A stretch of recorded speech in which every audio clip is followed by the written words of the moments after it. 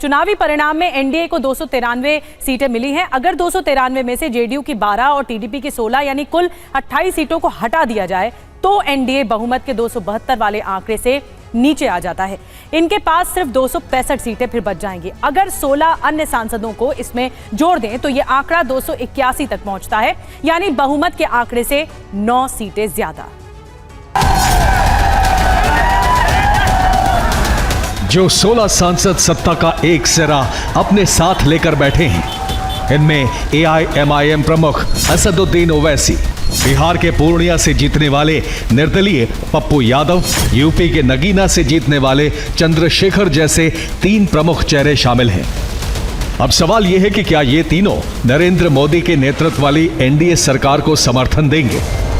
विचारधारा के मोर्चे पर यह मुमकिन नहीं लगता, क्योंकि असदुद्दीन ओवैसी की बात करें तो वो मुस्लिमों की राजनीति करते हैं, बीजेपी के धुर विरोधी रहे हैं, हैदराबाद में हिंदुत्व को हथियार बनाकर चुनाव लड़ रही बीजेपी उम्मीदवार माधवी लता को हराकर चुनाव जीते हैं।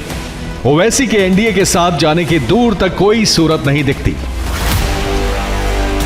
पूर्णिया से निर्दलीय जीतने वाले पप्पू यादव ने पहले अपनी पार्टी का कांग्रेस में विलय किया। हालांकि गठबंधन फॉर्मूले में सीट आरजेडी के खाते में चली गई, इसलिए वो निर्दलीय खड़े हुए।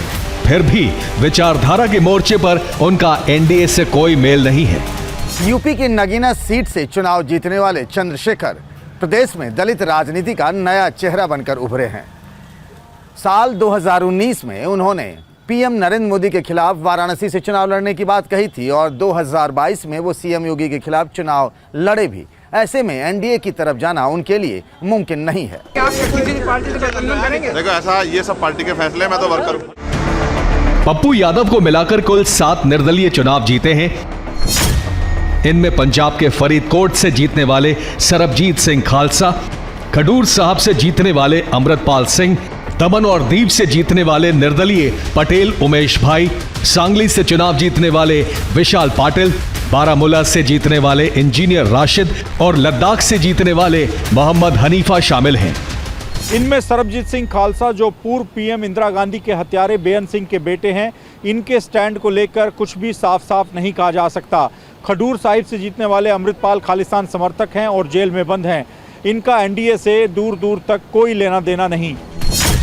दमनदीव से जीतने वाले उमेश पटेल राजनीतिक नफा देखते हुए किसी भी नाव की सवारी कर सकते हैं। सांगली से जीतने वाले विशाल पाटिल पूर्व कांग्रेसी हैं और इसलिए उनका झुकाव इंडिया गठबंधन की तरफ है। बारामूला से जीतने वाले इंजीनियर राशिद और लद्दाख से जीतने वाले मोहम्मद हनीफा, दोनों का झुकाव इंडिया गठबंधन की तरफ है, क्योंकि राशिद एनआईए की गिरफ्तारी के बाद तिहाड़ जेल में बंद हैं। मोहम्मद हनीफा नेशनल कॉन्फ्रेंस में रहे हैं।